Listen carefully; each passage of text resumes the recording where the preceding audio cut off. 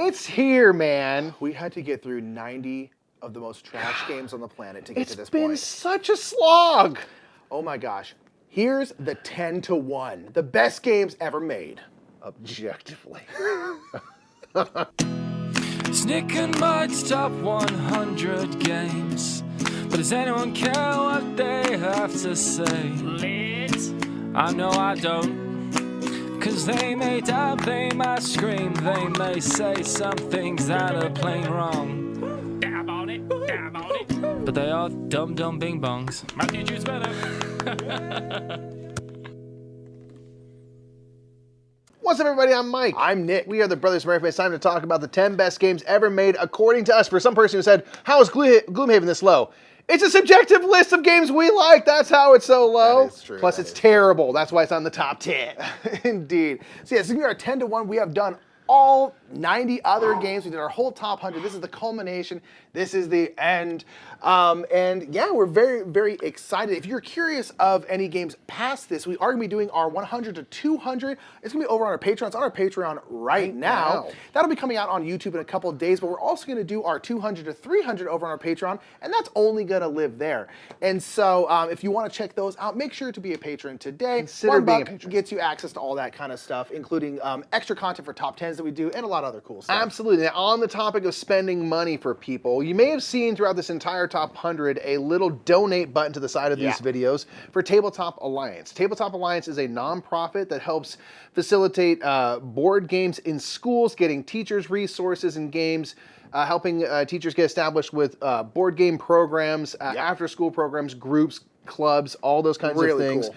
Really, really cool stuff. We firmly believe that board games are such a good thing to develop skills and social stuff, and I feel like anybody and everyone can benefit from games, especially from kids, especially in days where we're trying to get away from screens for a little bit. Yeah. Watch this video, then go off your screen. So one thing to note, every dollar helps out one student. Yeah. So whatever this amount is right here, that's how many students we have helped. We're trying to raise $2,000, but honestly, let's crush that. Let's think about this. Nick. Yes. If every single person who watched this video gave $1, we can literally raise tens of thousands of dollars. So why not give $10? Indeed. And I know it's like it's very cliche to be like, for every dollar you get, it's like, a cup of seriously, coffee gets you tens of thousands of people are going to watch this. If you have an extra dollar, if you have an extra $2, please give them Tabletop Alliance. $200. They're so wonderful. They're really great. You can also donate your games. There's a link down in the description below to their website and their address and stuff like that. It's really cool. Let's smash this goal.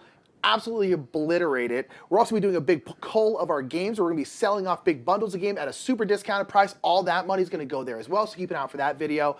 Tabletop Alliance is really, really cool. We really wanted to partner with them for this whole top 100. It's really, really great. They're so wonderful. Also, if you're a teacher, please get involved. You can get some games. They will get some games in your hands. It's really, really wonderful. But you know what? Enough with all that. We did our plugs and stuff like that. Let's finally, it's been like 9 hours of content. So much editing. Let's get into our 10-to-1, the best games ever made. My number 10, I was shocked. Number 10 will surprise you.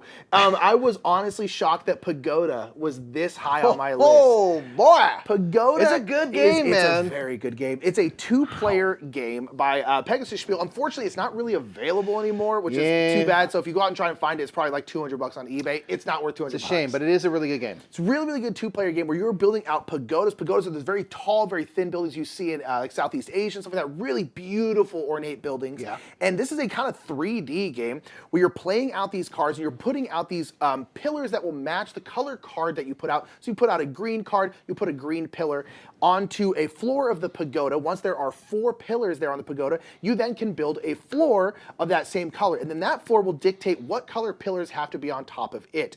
Once you reach a certain amount of floors of this, you can then build the roof of the pagoda and then put the spire on top of it, because all the pagodas usually have a spire up to top. complete that building. Complete that pagoda.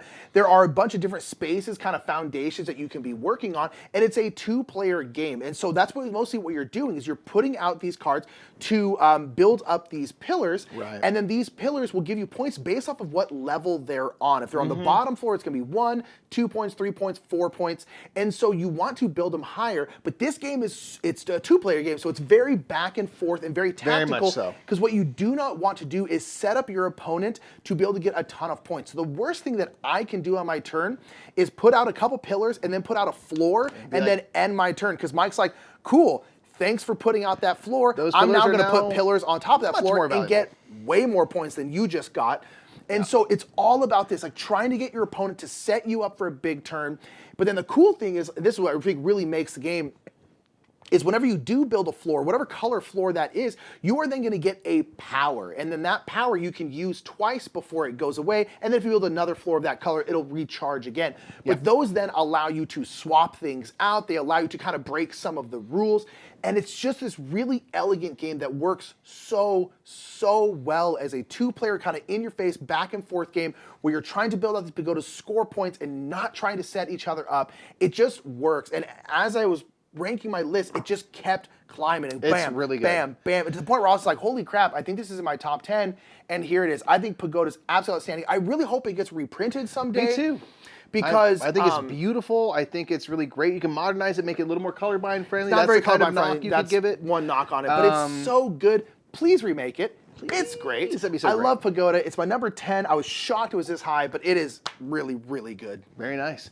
My number 10 is a classic. It's a super classic. It's Castle Burgundy. It's great. Yeah, makes sense. It's a game from Seffenfeld that we came into kind of late. Like, we were definitely already on Board Game Geek and doing stuff, and so we kept hearing Castle Burgundy is so great. It's this classic game. It's so good. Seffenfeld. You gotta play Castle Burgundy. You gotta play Castle Burgundy. It's this point salad. It invented the term point salad. Blah blah blah. It's true. On and on and on. We finally then got to play Castles of Burgundy, and I was just like, oh man, this game is great. Like, this is a classic for a reason. It's so good. It really is. And it is been one of my favorite games ever since. Yeah. So Castle of Burgundy is a game where you are rolling out 2 dice every turn. And then you're going to be using your 2 dice to do 2 different actions. And the value of the dice dictates kind of everything you can do. You can get these little hexagonal tiles from the 6 depots around. If you have a 4, you're going to take it from the 4th depot. And that might give you an animal tile or whatever tile is populated in that you choose. And then you're going to go and place tiles that you collect. You can have up to 3 tiles in your kind of like project area. And you can place them into your duchy. Guess what? The duchy spaces have numbers, and they also have colors. So you have to put an animal tile in a space that's designated for animal tiles. And if you want to place this one on this particular spot, you have to build out next to something you've built before. And in this particular spot, it's a 6. So you have to roll a 6. There are workers that you can turn into a lot of and lower the dice. You can wrap your dice around. So there's a lot of mitigation of that dice luck. But it does come down to the dice dictating kind of what you can do. There are goods you can collect. If you want to sell all of your 2 goods, guess what? Turn into 2, you can sell all of those goods with the number 2 on them. So it all kind of comes down to that. And so it gives you these limitations and then the ability to mitigate your dice. Every type of tile that you place into your duchy, the animals just score straight up points. The mines will give you silver every kind of era of the game. That can be used to turn into to get an extra bonus tile, which effectively gives you an extra turn, which is quite valuable in the game.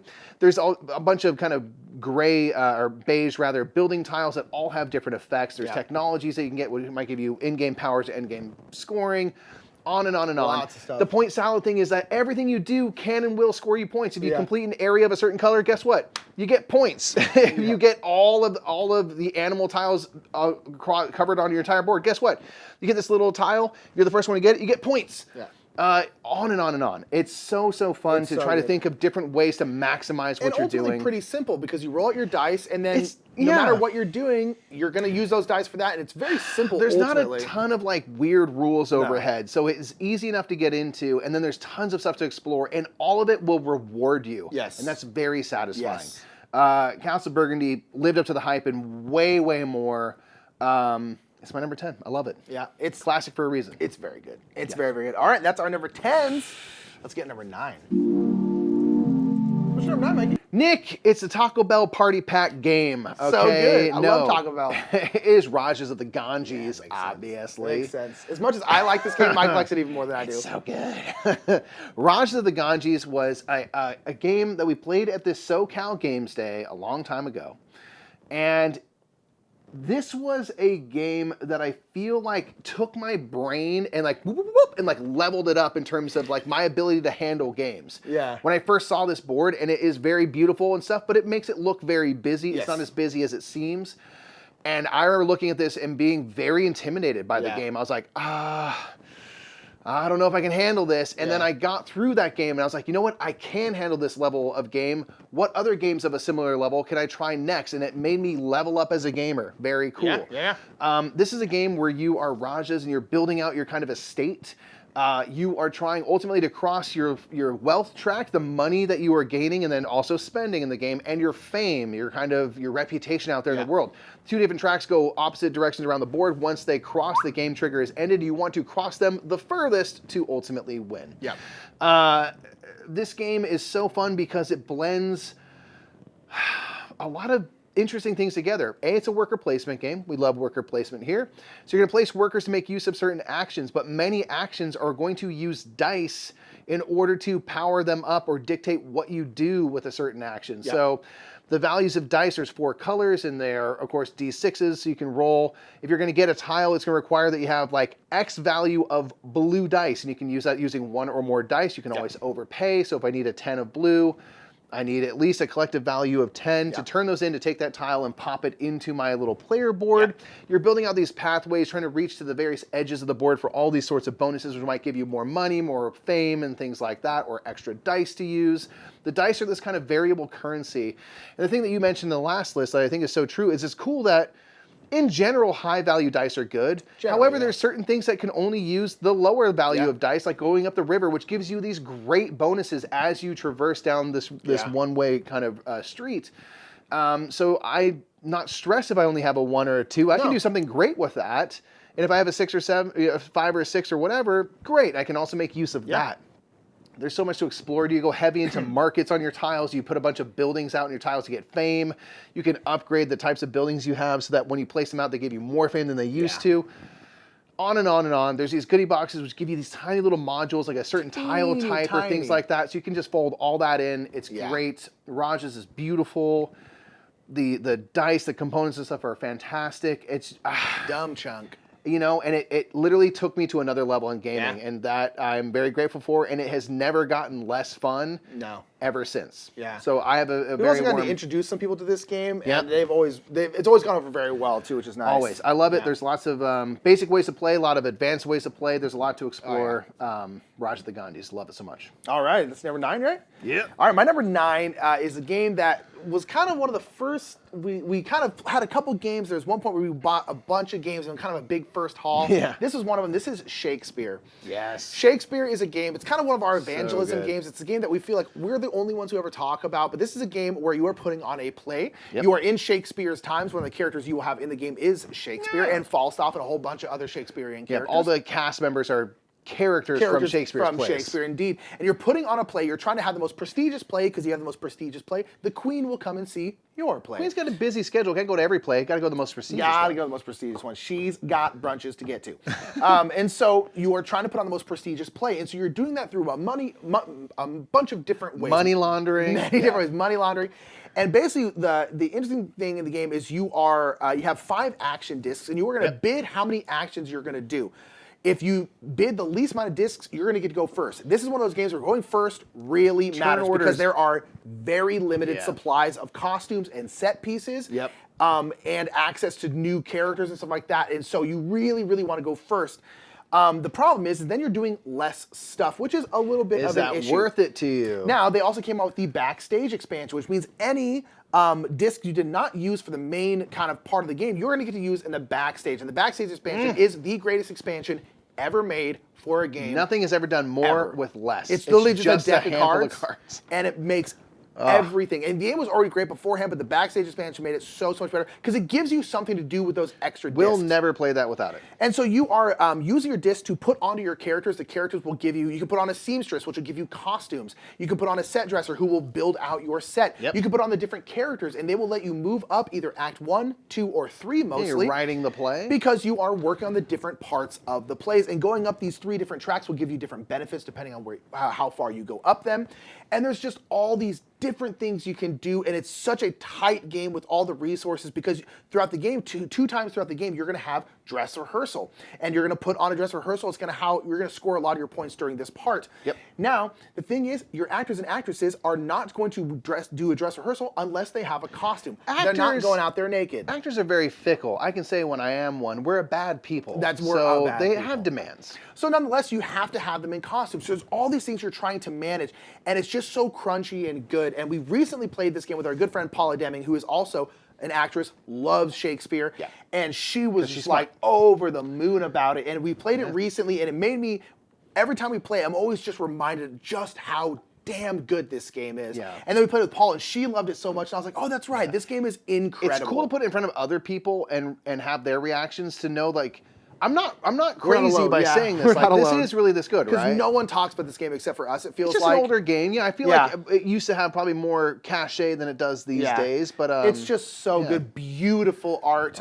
It's just so dang good. And again, theater is a theme that doesn't really happen much in games. I wish it would. I think it's a really cool theme for a game. I love Shakespeare. It's my number 9. It's so freaking good. Nice. And let's get into number 8. So number 8 was the first modern, well, not the first modern board, one of the first modern board games we ever played, and it's still here in my top 10, and this is Suburbia. Yeah. Suburbia was one of the, it's so good, dude. We basically had, so good. Our first modern board game was Pandemic. We played that for many years. We had like Catan and like maybe like one other game, and that was pretty much it. A couple. And our cousin and her then fiance, love board games, and so they introduced me to Suburbia. I'm not sure you were there. You were doing something else. I don't know. We played Suburbia, which is a city builder game where you're putting out these hex tiles. Tiling Each hex tile will have it's some part of a suburb. So it could be like an airport, it could be like a residential area. Restaurant. Yeah, it could be an office building, a whole bunch of different stuff that'll be in a city. And you are putting them out, and this game is all about adjacency, because certain things want to be next to other things. You do not want to put an airport right next to a school. That's bad, because it's going to put your slaughterhouse in the middle of a residential neighborhood. Exactly. It's a bad vibe. It's a bad vibe. You want to put freeways next to like office buildings, because who's using the freeway? People going to work. Yeah. And so there's all these different things that you're trying to work on the adjacency. And this was the first game. We've played a lot of city builders. This is still by far my favorite, because everything is just so thematic. Every single tile, where you place it, makes sense for what that tile apparently is. Yeah. Again, you want to have fast food places in residential areas, because that's who's eating at fast food places, mostly families and stuff like that. Let's be real. And so everything makes sense. And this is a game that so opened my eyes to modern board games, because I was just like, whoa, this is insane. And on top of that, just everything made sense. I was like, oh yeah, that makes sense. You don't want to put a funeral right there. That would be weird. You know, you want to put this next to this. You want to put this next to this. And it's just so good. And to this day, I still love it. It's still my favorite city builder. It still works so darn well. Yeah. I absolutely adore it. It's got a good money management where you're buying these tiles, but if you want to buy ones earlier, you're going to cost more. Yep, you want first and then crack you're at 'em. constantly getting income, and then you're also getting reputation. Income is you putting stuff in there that's going to gain you income, and then reputation is getting you more population. But the cool thing is as your suburb grows, it kind of starts to lose that kind of small town vibe. Your reputation goes down, and also cities are expensive to run, Cities are so it hurts expensive, your income. As you're moving up population, you're passing these red lines, and every time you pass a red line, your reputation and your income get knocked down. And so you're constantly in this battle of like building up and knocking it back down, and building up and knocking it back down. Reinfusing the city with more charm and more revenue streams. Yeah.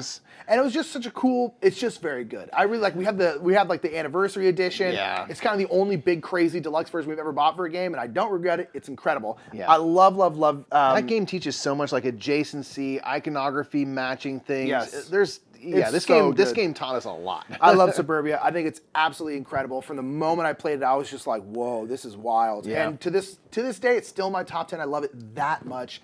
I absolutely love Suburbia. It's number 8. I respect it. My number 8 was a former number 1. It's still very much regarded. I haven't played it in a while, but I love it. It's Teotihuacan. Oh yeah, Teotihuacan. I like a tea game from Board and Dice. You've seen several.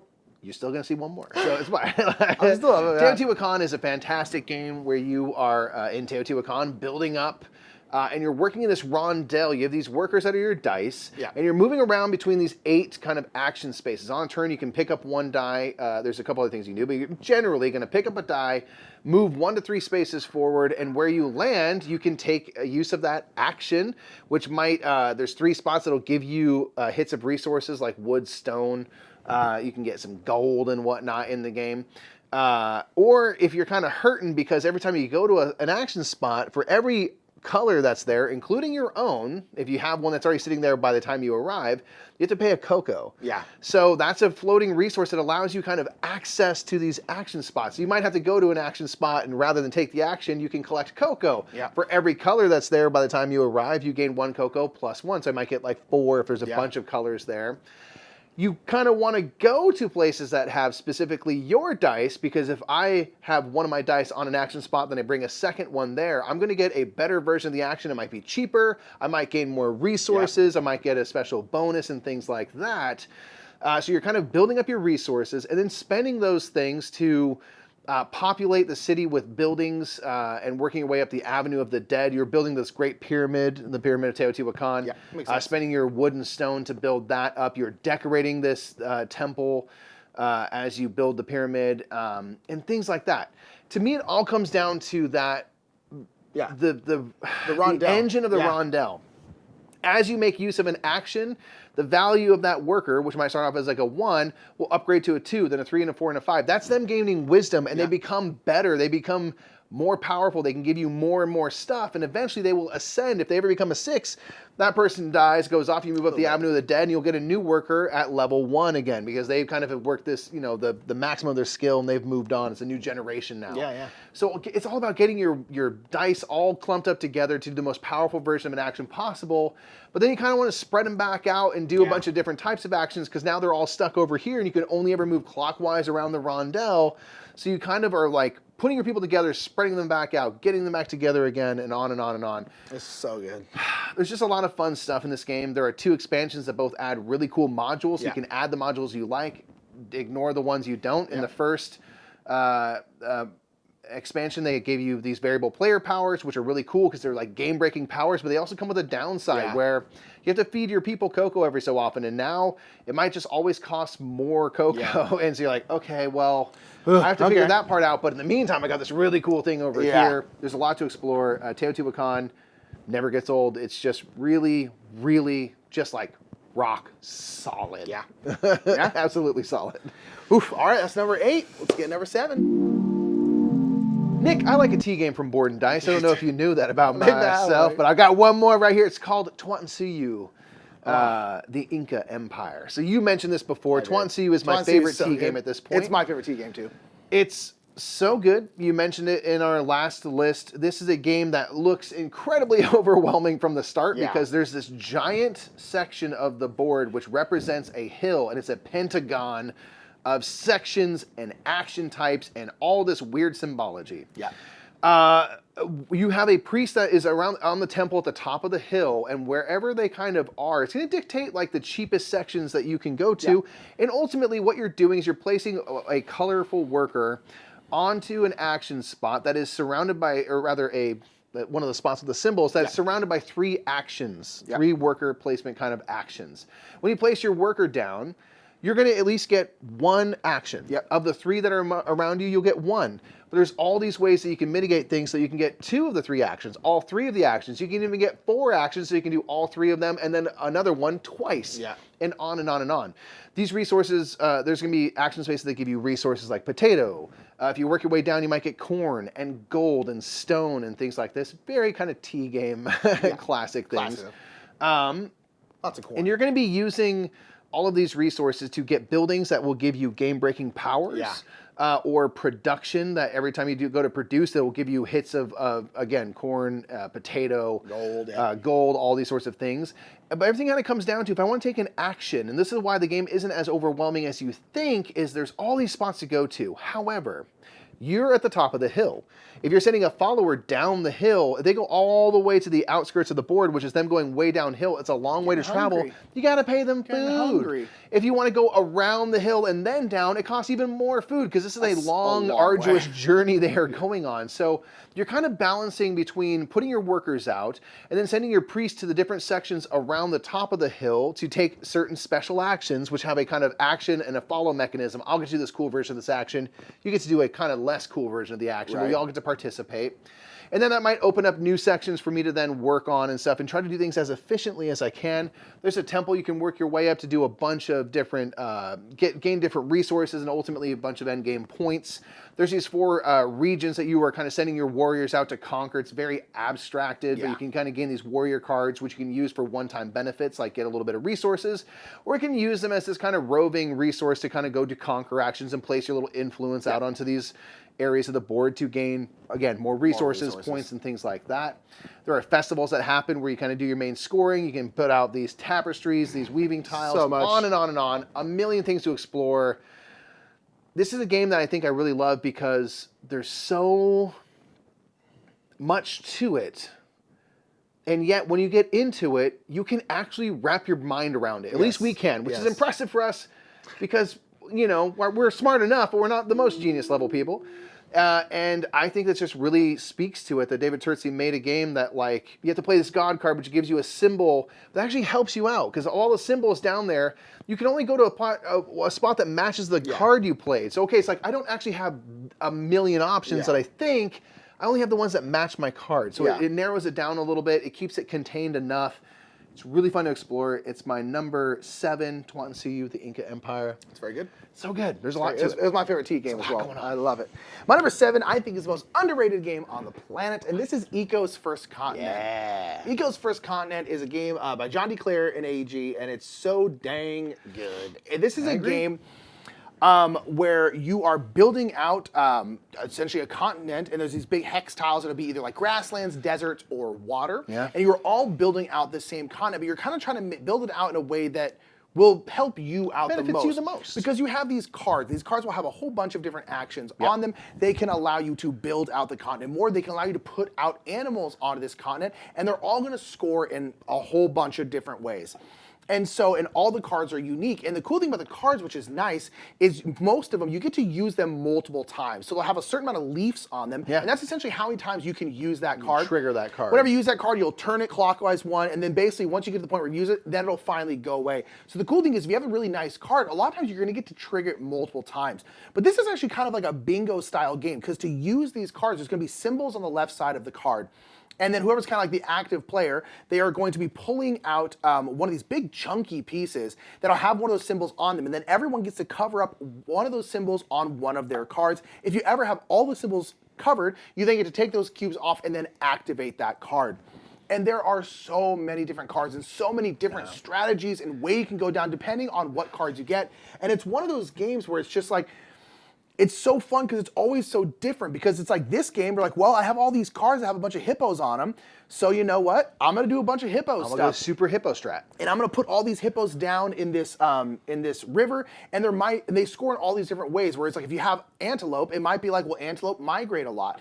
And so this card allows me to move antelopes, and then every time I move an antelope, this card also will give me points. So it's like, here, you can move antelopes to an adjacent spot, and then for however many antelopes you move, you get 4 points per. And so you're like, okay, so you're doing that. But then someone's like, okay, well, there's a bunch of antelopes out there. I have this cheetah card. I'm gonna put out a cheetah, and I'm gonna go through and start eating some antelopes and stuff. And then for every antelope I eat, guess what? I get 5 points or something like that. And so you're all working on the same continent, trying to essentially terraform it and put out animals to work with your stuff. But you're work with the engine you've built. Yeah, you're just getting in each other's way. And it's ultimately pretty darn simple, the game itself. It's like you're basically pulling out these pieces, covering up these symbols. You get to use the cards. They say exactly how they get used. Yeah. And there's not a lot of questions on the cards, which is there fantastic. really isn't, and it's just so freaking good. I absolutely love this game. This is a game that kind of came out, I feel like went completely under the radar. It got an expansion, so it was, apparently did well after getting an expansion. I hope people are out there enjoying it because we think it's so good and the expansion's so really good too, and it's it's just one of those games that's so outstanding. I feel like everyone who plays it is also like, yeah, it's really, really good, right? No one ever talks about it, and it's like, yeah, no one ever talks about it. I love Ego's First Continent. I think it's absolutely outstanding. I think it's so much fun. All the different card plays, so many different ways to play the game, all these different animals. Oh, this I'm gonna put gorillas up in the mountains. That's gonna be cool, and it's just really really good. I agree. It's really really outstanding. Play it today. Play it today. Ego's First Continent. If you buy it, tell EG that we sent you, would you? We'd appreciate that. Love Ego's First Continent. It's my number 7, and let's get into number 6. Number 6 was also kind of a big surprise for me. I knew it would be my top 100, but I did not expect it to be here. And this is It's a Wonderful World / Kingdom, but I'm ultimately going to say World. Yeah. Because I like It's a Wonderful World better. This is It's good, man. This is the quick engine builder for me. You've been searching it out for so long, man. I have been looking for the quick engine building kind of game. Yep. All these engine building games like Splendor and Century Spice Road and Furnace and all these other games, I like a lot of them, but I'm always just like, it's just not the one I want. It's a Wonderful World is the one that I want. This is what I want. So basically, I love this. It's a Greece-themed game, and this is this game where it's a drafting game where you are going to be drafting out these cards. These cards are going to be a whole bunch of stuff throughout history. And so, I mean, it's all just kind of abstract, but very good art. You're drafting out these cards, and then everyone will eventually have like 7 cards in their hand, and then you get to choose which ones of these cards you want to start construction on. Because on the left side of the card, there's going to be all these different resources you need on there. Once you fill out all those resources, you then have finished construction on that card, and you get to kind of put it into your... egos there. Yeah, you get to put it into your little kingdom area. And mostly what they're going to do is generate other resources / score you points. And so on the cards, again, you will... On the bottom of the cards will usually be some kind of production on them. And so everyone will kind of draft their cards out and then choose what they're going to keep. You can also scrap cards. You can scrap cards to get resources as well. Most times you're going to scrap probably 4 or 5 of the 7 cards you get because you cannot build everything. It's hard to build stuff. Yeah. So you're scrapping a whole bunch of stuff, putting them into play, and then once everyone's done with that, you're going to go into the production phase. And there are 6 different resources that you're going to produce. 5 and then a wild That's resource, right, 5 and then a wild. And you're always going to produce them in this certain order. It's going to be gray cubes, then green cubes, then yellow cubes, then blue cubes. And you're always going to do them in the exact same order. And so when it comes to the gray one, everyone's going to look at their empire there and see how many cubes of that color they are going to produce. And then you go on to the next one. The cool thing is when you produce those resources, you get to immediately put them onto cards. So if we produce some gray resources and then I put them on a card that then finishes that card, I then get to put that card into my kingdom. And if that card has a production part on it that hasn't come up yet, because we always do it in the same order, it will get to produce this turn. Yeah, it's very satisfying. So satisfying to finish these cards throughout the production phase and then immediately get to use them. And then on the cards, a lot of them will be worth points, or a lot of times they'll have some kind of set collection point for every green card. This card here is worth 2 points. Yeah. And it just works so well. Yeah. It's so quick, it's so easy, it just works. And It's a Wonderful Kingdom is the 2-player version. I do like it less because It's a Wonderful World plays great at 2. Yeah. And It's a Wonderful Kingdom is very fun, but it's more in your face because it's a 2-player game. Yeah. I do like it, but I like It's a Wonderful World so much. It really is that kind of quick engine builder for me that I've been really searching for years. And every time when I was comparing games for my top 100 list, it just kept winning and winning. I was like, because every time it kept coming up, I was like, it's so good. It really is kind of the perfect card drafting game because so much comes down to I need this resource. I'm going to get this card simply so I can scrap it for the yellow resource that I need. I don't even care about it. The way everything kind of plays out, I have a bunch of blue cards. This card comes and gives me 2 points for every blue card. Well, I'm going to take that. Boom. Yep. It's perfect for card drafting. I don't know It just works. It's so Wonderful World is so freaking Great good. choice, It's man. absolutely good. It's got a little expansion too that you just add more cards and stuff. It's great. Fantastic. I love It's a Wonderful World. It's so wonderful. That's my number 6. My number 6 is my favorite, for now at least, because I do like Wayfarers a lot, but my favorite Garfield game is my favorite West Kingdom trilogy game. This is Viscounts of the West Kingdom. I'm not surprised this is high. I'm a little surprised it's this high. That's wild. It's smooth like butter, It man. is, I it is. love it so much. It so, is. Viscounts of the West Kingdom is the third and final game in the West Kingdom trilogy. That followed up Paladins of the West Kingdom, and I give Viscounts a higher marks than Paladins, not because of anything that Paladins did. Paladins is trash, man. That's why it's 22. It's more grindy. Yeah. Where you're really trying to eke out every single thing you can possibly get out of every round in Paladins of the West Kingdom. Viscounts of the West Kingdom gives you a lot of the weight of Paladins, but it has smooth as butter turns. Yeah. It literally does. This is a deck building game that plays out in slow motion because every turn you're going to add one card to a tableau of up to 3, and then you'll cycle these 3 cards. You'll add 1 card per turn. So if you play a card out into that first section, it's going to be around for 2 more turns, and you can make use of the iconography that's on there. Some of these, they're the townsfolk. Some of the townsfolk have kind of persistent powers that they have so long as they're in your tableau. Sometimes they have a thing that happens immediately upon entering your tableau, and there's some things that give you a power as soon as they leave your tableau. So it's all about kind of sequencing your cards so that while I have these 2 cards in my tableau, I'm going to add a third that gives me a bunch of a certain type of icon. There's kind of basically 4 main icons. There's money bags, like little fleur-de-lis, little crosses, and like hammers that are like stone. And I might want to do a bunch of building actions. I want to get all my people to have little hammer icons, so I can do a bunch of building, and then I can subsidize my buildings up with stone. Yeah. You can do 4 types of actions. You can go on the outside of the ring as you're moving around this rondelle. You do be loving some rondelles. I do. Yeah. I think it's so fun that the card you play, the value of that card, 1, 2, or 3 silver, is how far you're going to move your little Viscount, which will then give you access to a certain action. On the outer ring of the circle, you can either do a build or a trade action. The trade action will use your money bags. Depending on the spot you land, it gives you a trade like, hey, 2 money bags for a gold. You can do that for as many as you want. Yep. According to how many money bags / silver you spend. Yep. You can do some building. On the inner rung, you can put some people into this little castle, which is like a little bit of an area control bonus engine situation, or you can transcribe manuscripts, which is a bit of a set collection / they give you kind of one-off bonuses when you complete a manuscript. So it's all about using the kind of 4 main tags, moving around to the right spot to add the right people to the right bit of the castle, or transcribe the right color manuscript to complete your set. But every turn is like, put the card in, you move your Viscount the same amount that their value is. Where you land, you can buy a townsfolk if you want and add it to your discard pile. The turns are just smooth and easy. Yeah. There's only 4 types of actions. So it's not like there's a billion things to consider, but you get to do really fun stuff. As you build out buildings, you get to uncover things on your board, so you get more powerful. Yeah. There's a kind of, the more buildings you get, the more points you get at the end of the game for each of the little sections, on and on and on. There's so much fun stuff to explore. Paladins feels like a grind sometimes that I'm absolutely down to get into.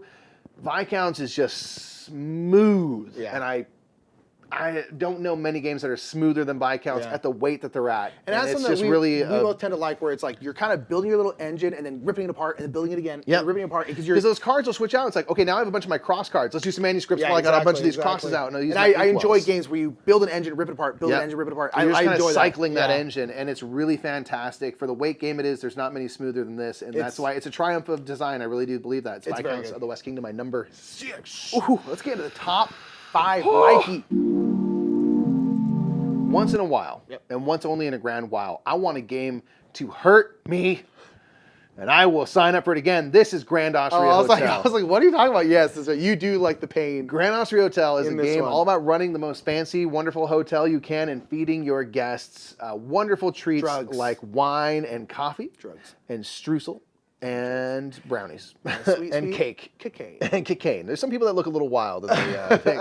So on every round of the game, you're going to be rolling out these dice that have values 1 through 6, and whatever the values are, they're going to be assigned to those specific action types. The more dice that are in a certain action, like this 2, the more powerful that action is. And as you draft dice, they become less valuable because all of a sudden there's fewer dice to that are in that action spot. It's a great action selection system. I think it's really fantastic because if like there's all these dice in the 1 slot, everyone's gonna be like, maybe I do want some streusel and cake. I don't know, Right. And you need all these snacks and things because you're gonna be drafting down potential hotel stayers into your cafe. You can have up to 3 at a time, And they're not staying at your hotel yet. They're going to stay at your hotel if you feed them the food and drink that they want, that are shown with these little cube icons. I love that they apparently showed up to your city with absolutely no reservation anywhere. Yeah, and expect that, like, I'm going to get into, like, this very prestigious hotel. I'm going to try out cafes. You feed me. And you're like, wow, pretty presumptuous guests. I feel like later at night they're starting to get desperate. They're like, okay, this pizza place better be really good because I can't stay here unless it's good.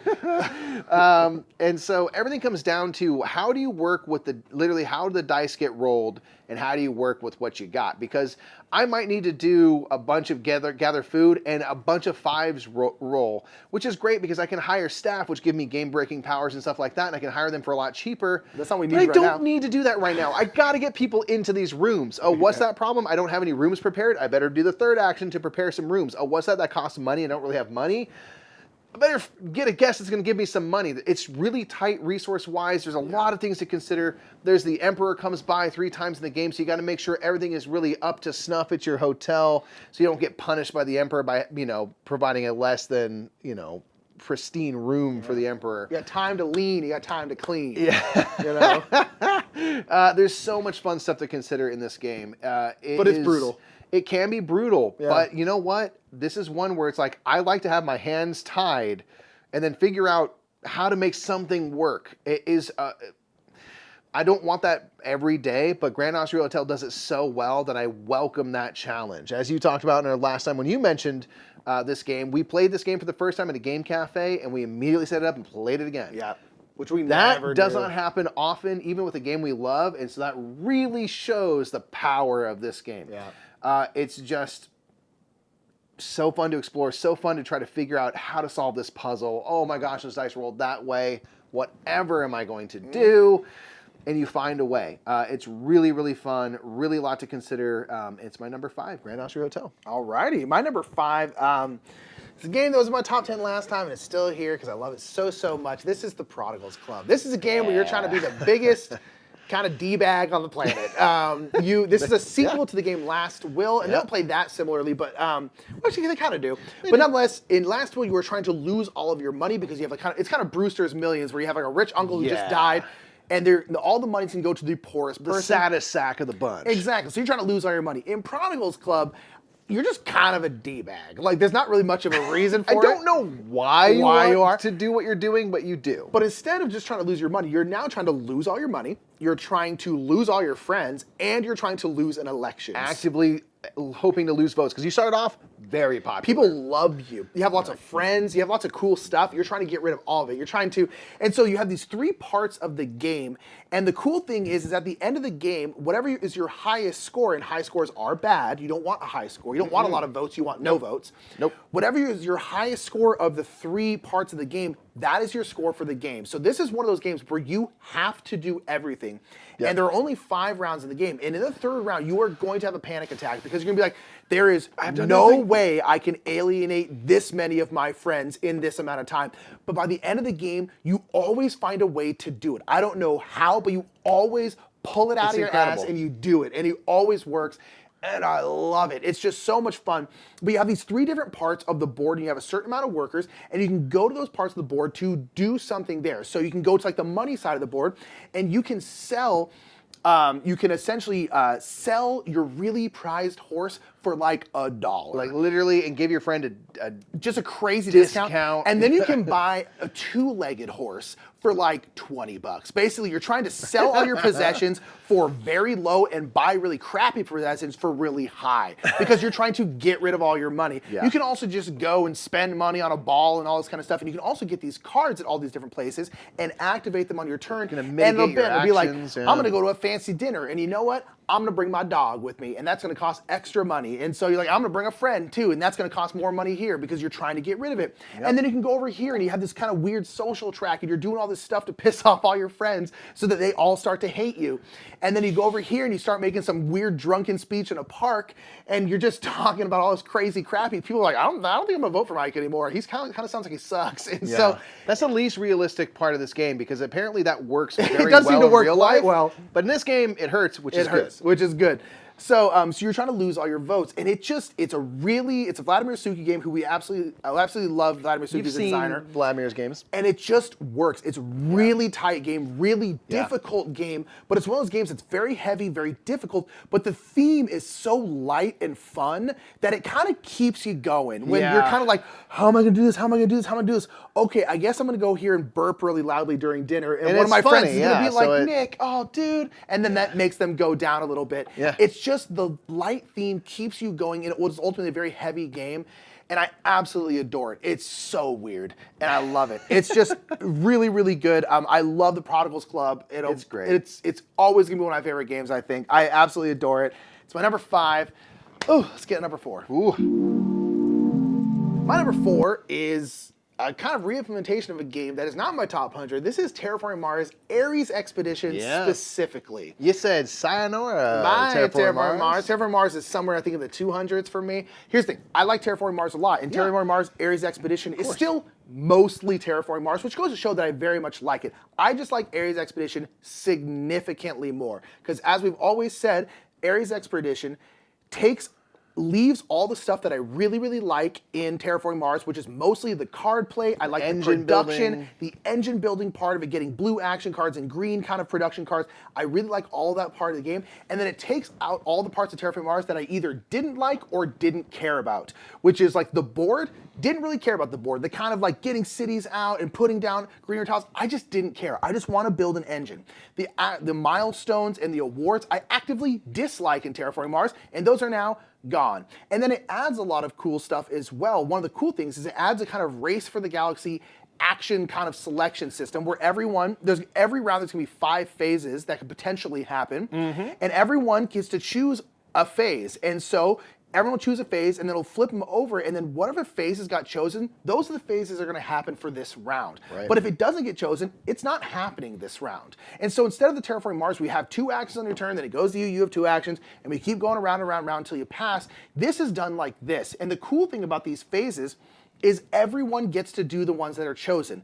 But if you chose the phase, you're going to get a bonus, which is kind of that Race for the Galaxy Puerto Rico thing where everyone gets to do it. But if you're the one who like initiated this phase, you're the one who's going to get the bonus. So in the production phase, everyone gets to produce. But if you choose the production phase, you're going to get an extra $4, which is great. And I've really realized that action follow mechanics like that are one of my favorite things in games. It's been, since Puerto Rico kind of introduced it 20 years ago. Yeah. I mean, there's been a lot of games that have used all of the Race for the Galaxy games. It's a great mechanism. And then there's just a bunch of quality of life stuff that just, in my opinion, simplify and streamline the game. Yeah. And I understand, like, strategically, they might not be quite as deep, but I just don't care. I like that at any point, just ditch a card for $3. That, to me, is the best part of the new game. Just ditch a card for $3. Now, instead of, if you get steel production or titanium production, you don't actually have to turn anything in. You just always have a discount. I just think it makes the game easier to play, more fun to play. It's quicker, although it's not like a filler game. It's still like a bigger game. Yeah. I just love it. Like it's smoother. It's just smoother. It's smoother. It works better, in my opinion, and it leaves all the stuff I like and took out all the stuff I either didn't care about or didn't like. And so for me, it's like the perfect version of Terraforming Mars. So much so that it jumped all the way up to number 4 because I like it. It seems like, because I know Terraforming Mars would have been high, it just literally did replace it. Although Terraforming Mars would not have been in my top 10.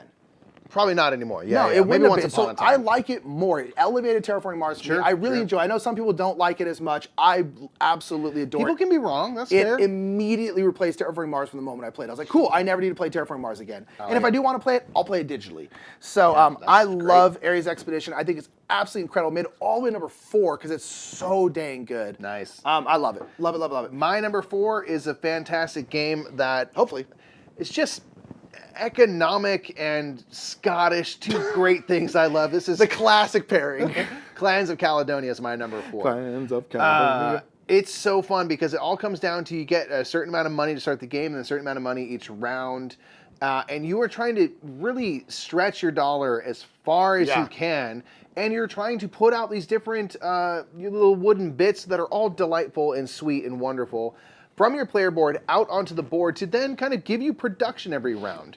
You're trying to ultimately do everything in this game to get resources to fulfill contracts. It's that pure thing of like resources, contract fulfillment, done. And it does it in a very good way because I might want to put a cow out. If I get a cow out, they're going to produce milk for me every round. I also might be able to slaughter that cow to complete a contract if I need, or I can use their milk every round and then put out a little cheese factory. Then I can convert a milk into a cheese, which is a more valuable resource, which will help me complete a more valuable contract to get me more points. Get me more money, and the points come in the form of, there's kind of like import goods of like tobacco and sugarcane and things like that, so I want to collect as many of those as I can. Hops are straight up a victory point at the end of the game per. The main hit of victory points you're going to get is from these contract fulfillments. And the thing I love about this game is that it doesn't do too much to get in its way. It's pretty svelte, it's pretty lean, it has a nice small box. Everything that you put out onto the board uncovers a symbol on your player board that reminds you during production. You just look down at your board, you're like, okay, I have 3 sheep out. That's 3 symbols for wool. I get 3 wool.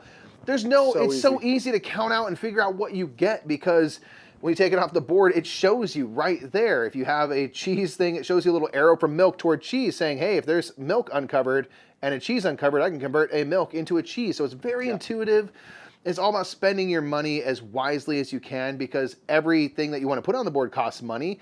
And then the actions, the little hex that you put it on the board has an additional land cost as well. So it's like, okay, this cow costs 9. I really want to go to this spot because I have to build out kind of adjacent to things I built before. This land costs 5. Is that worth $14? And what do I do? There's some merchants you can do to trade goods, either buy goods if I just really need whiskey and I don't have production for that.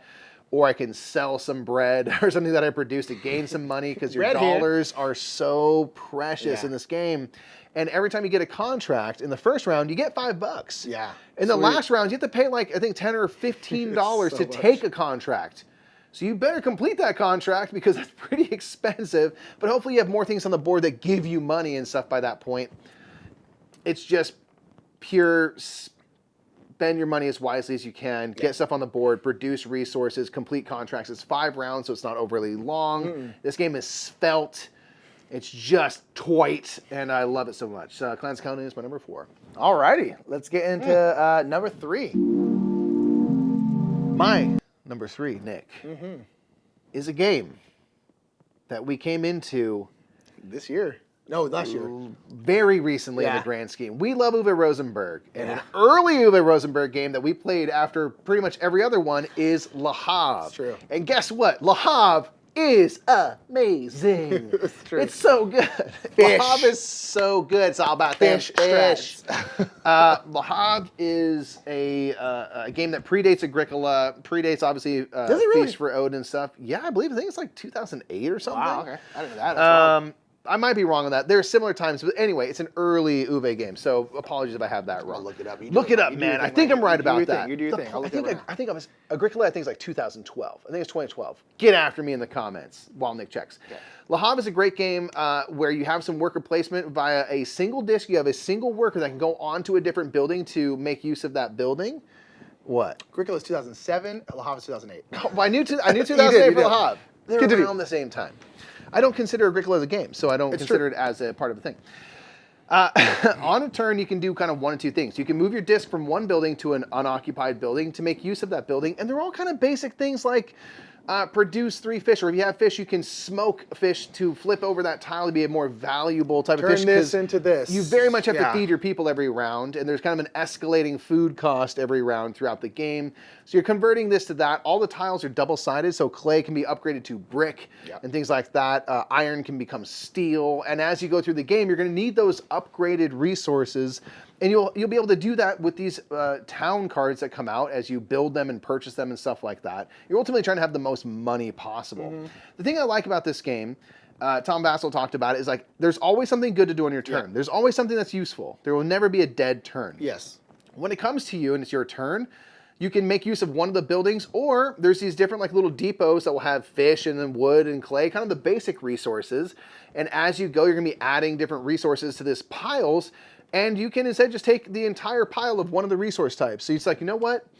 I'm really hungry. There's a bunch of fish over there. I'm just going to take that fish, and that's my turn. So the turns are quick and easy and simple. The buildings are not complicated. They're kind of just trading in resources, upgrading things, and you can build ships that start to produce food for you every round. So you don't have to go finding food as often because it's just sort of taken care of. Things like that. Just the fact that the turns are simple and quick. You got to feed your people, build as many things as you can because all the buildings are worth francs, which are victory points at the end of the game. Or you can sell those buildings if you need. If you have some cash and there's a building in the town, you can just straight up buy it and don't even bother with building it. Right. All sorts of things like that. And you want to produce as much cash as you can. It's just so fun. It's just so kind of smooth and easy. I guess that's something that I find that I quite like in a game. The turns aren't overly complicated. They're not overly long, so the game keeps moving forward. It's great. Le Havre is my number 3. I love it a lot. All right, that's great. It did not disappoint, despite having played many more modern Uwe games. Yes, it's popular for a reason. My number 3 is Clans Caledonia. Hey! He just talked about it. Pretty close here at the top. Almost a true crossover. Oh, man. Clans Caledonia, Mikey just talked about. I'm not going to go into it a ton. It's so freaking good. It's so good. Yeah. It's such a flex. It's a game that doesn't have an expansion. Although I've heard that there might be an expansion I think the designer's actually working on one right now, but don't do it. We don't need it. It's in a small box that's full to the brim. It's just like the game feels like such a flex because it's like, nope, here's the game. It's perfect as it is. You're like, God dang, you're right. It could be overly bloated and this and that, but they're like, nope. It just works. It really works well. It works well at 2. It's got a great solo mode. It works well at 3, 4. It just works. It's just so much fun to play this like economic game, and everything Mike said, it's one of the best games ever made. Every time we play it, every time afterwards I go like, oh, that is a good game. Yeah. Holy crap, that's a good game. It's just every single time. And every single time I kept climbing up the list, to the point where when I was doing my list, I was like, man, this is top 5 for sure, and it ended up at number 3. I mean, it's just Shouts out to Jimmy for showing me Clans of Caledonia so I could show it to you. It's true. It just is very, very good. Everything Mike said, it's one of the best games ever made. It's absolutely incredible. I love it. I absolutely love it. That's Clans of Caledonia. I'm not going to go into it more because there's no point. That's number 3. Let's get number 2. My number 2 is Le Havre. Mike just talked about Le Havre. Yeah, we're dovetailing right now. I like these games more than Mike, though. I want that being said. That is true. I think this game's my number 2 is Le Havre. I love Le Havre. It's great. As Mike said, there's never a bad turn. You always like, I'm just gonna get a big old pile of clay, or I'm gonna use this building. That's it. You can use a building or get a pile of something. That's all you can do in the game. Also, like now with the versions of Le Havre that are out there, they have all of like the promo cards in it because there's always these special buildings that come out throughout the game because there's a similar amount of buildings that are used in every single game. Yeah, depending on your player count, those will be static. They're always there. But then there's like 5 or I think 5. There's 6 and 4 of them are guaranteed to come out. Yes, something like exactly. That? Yeah. So it's like 4 of these special buildings, and these ones are like, wow, they do all sorts of different stuff. Yeah. All these different conversions, all these different crazy things. And the cool thing is like there's like 100 of them. So Uwe gives and gives. Oh my gosh, he always has all of these cards. And so the cool thing is, it's like every game we've been playing is like it's always different because I'm always like, I wonder what special buildings are going to be in the game because we obviously haven't played through anywhere near all of them.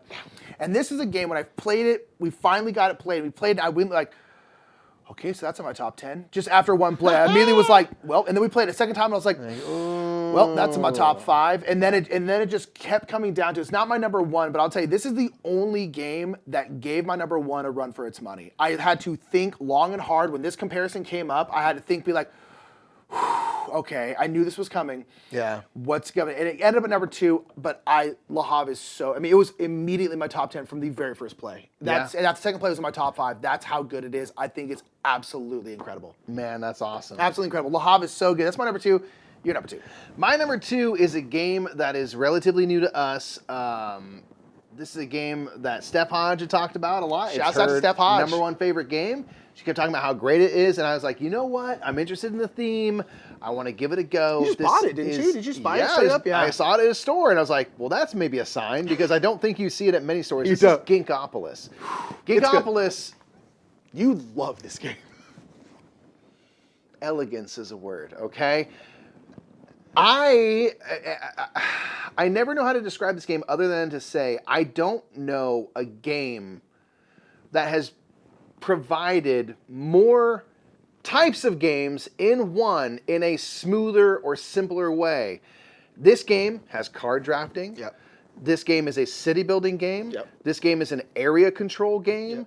This game is an engine building game, and on and on and on. It has every kind of game in it, and everything comes down to very simple things. Did you say drafting? Card drafting, because you're going to draft out these cards. They're going to give you these cards that you can play.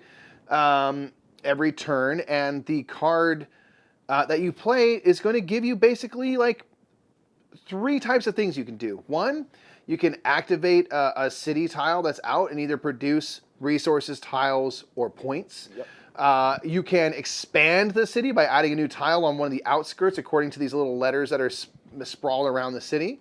Or you can build up a level. There's 3 types of actions. That's it. There's 3 types of actions. There's 3 types of things. There's 3 types of colors. There's red, blue, and yellow tiles. Red will always produce and have to do with gaining you more resources. Blue will always give you more tiles to play. Yellow will always give you victory points.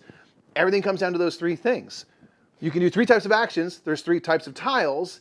And you can do all those kinds of games with those very simple pieces. Yeah. This game is infinitely delicious because as you build up a level, and I put a tile on top of another tile, and you want to have a more valuable tile, lest you have to pay some points as a penalty, essentially. If I build up a tile, the number of tile that I covered up, like the yellow 4, for example, I put a yellow 6 above a yellow 4. That yellow 4 then gets added to my little tableau of cards and will have a little ability. Yep. So now every time I take the construct action, I'm going to build up a level, I get to trigger all of the cards that trigger for that type of action. So now I'm getting all these extra tiles, resources, or points based on the cards that I put into my tableau. As I expand, whatever I place a tile next to, if it's a level 2 point getter, I get points. If it's next to a thing that gives you resources, I get resources or tiles. It all comes back to those things and feeds into it in such a beautiful way that, like, again, to your point with Clans of Caledonia, it feels like the ultimate flex of like, I'm not giving you 15 types of resources, no. There's 3 things, 3 colors, and I'm going to give you all these games. As you put your little resource markers out into the board, you're going to create these districts of the same color tiles. And if you have the most of your little resource markers out there, then you have gained the control of that. You'll get the most points. That's the area control nature of it. There's so many things that come down to those 3 basic. Like, every time we play this game, this is he goes. On I this, don't know how to like. He goes on this rant every single time. He's just like, it's just so elegant. It's just I freak out about it every time, and that's why it's so high up. I love the passion. Yeah, like I thought this might be your number 1. I honestly did. I gave it a run for its money. Yeah. Similar to La Havre, it gave it a run for its money. It literally did. And I don't think there's a more impressive game out there that does more things with fewer moving parts. Ginkopolis, number 2. It's probably the most elegant game I've ever played, Yep. Suck it, Splendor.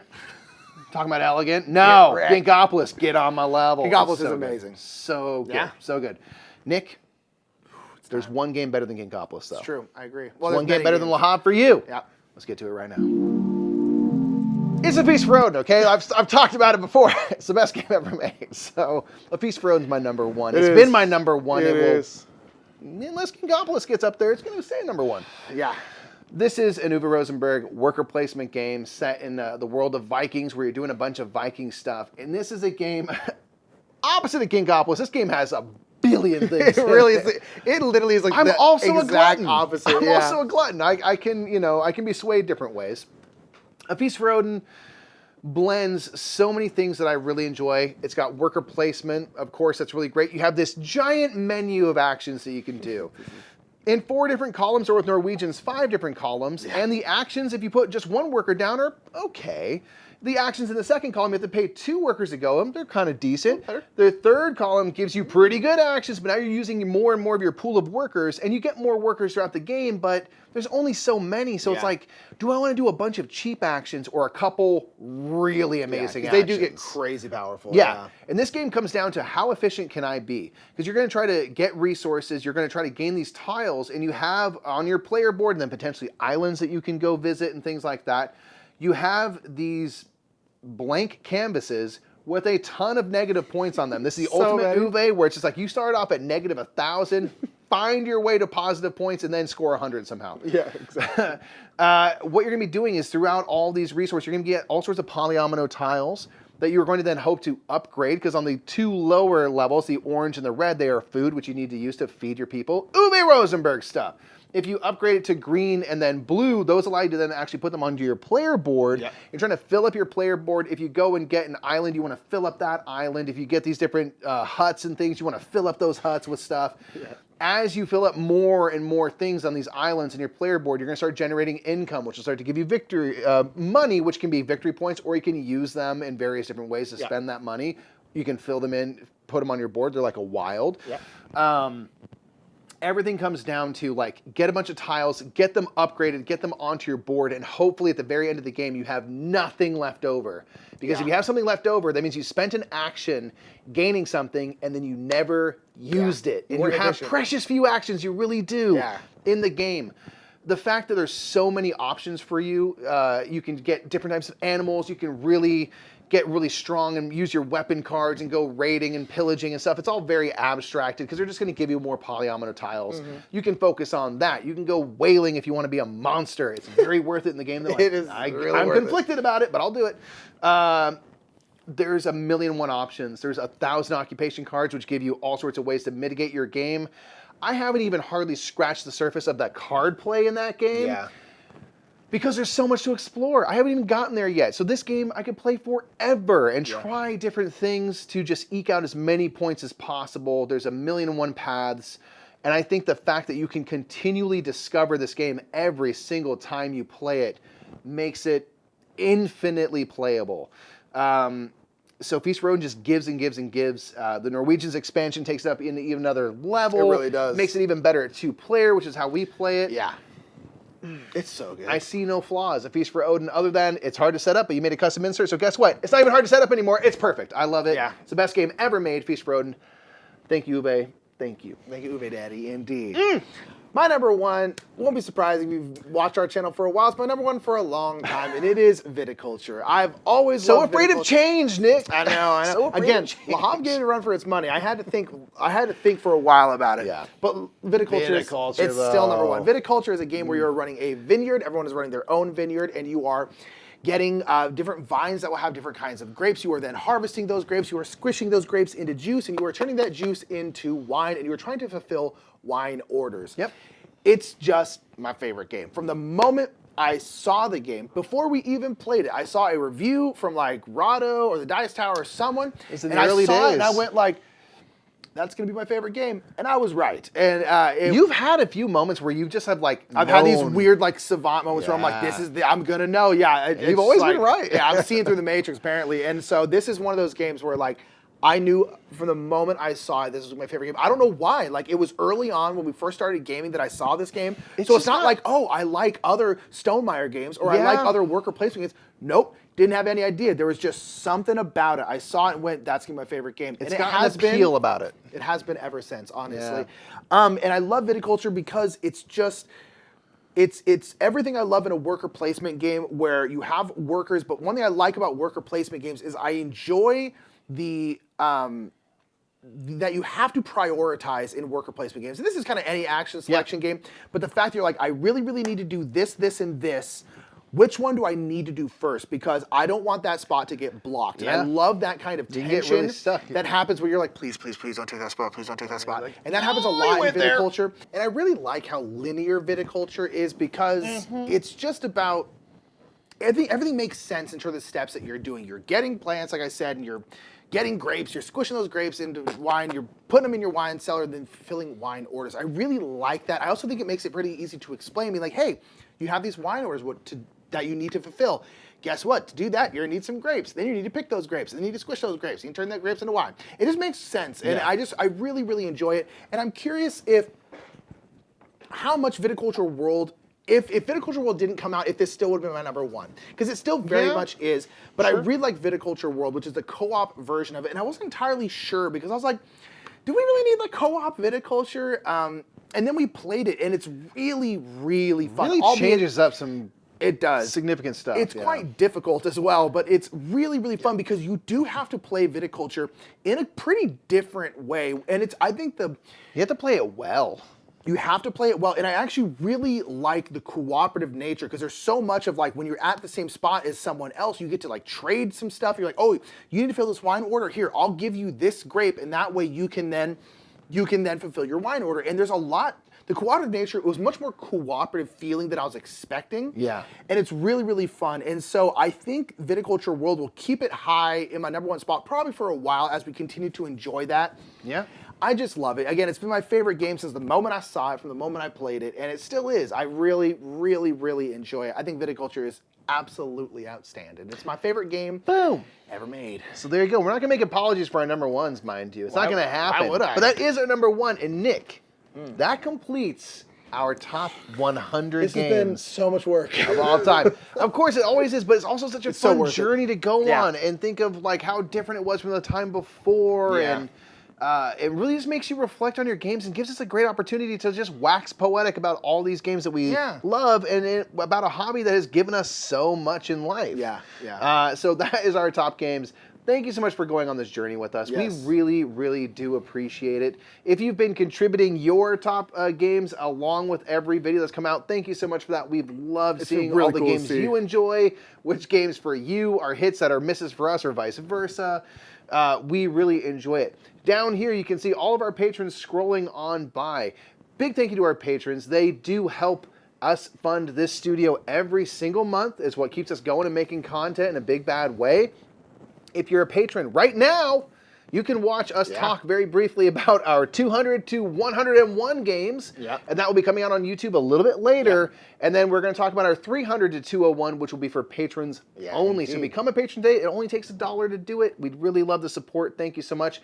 Big shouts out to Tabletop Alliance. Once again, one final call. Please, if you can, give even $1. It helps literally kids play board games. It helps create an entire new generation of board gamers. That's a great thing for the world. These are the future designers that you are going to love playing the games that they make. Let's get them going with some games right now. It helps out kids in school have awesome board games to engage with and support teachers. So support that today. Thank you again for being here. Again, make sure to like this video, share it, subscribe if you haven't already. We really appreciate y'all.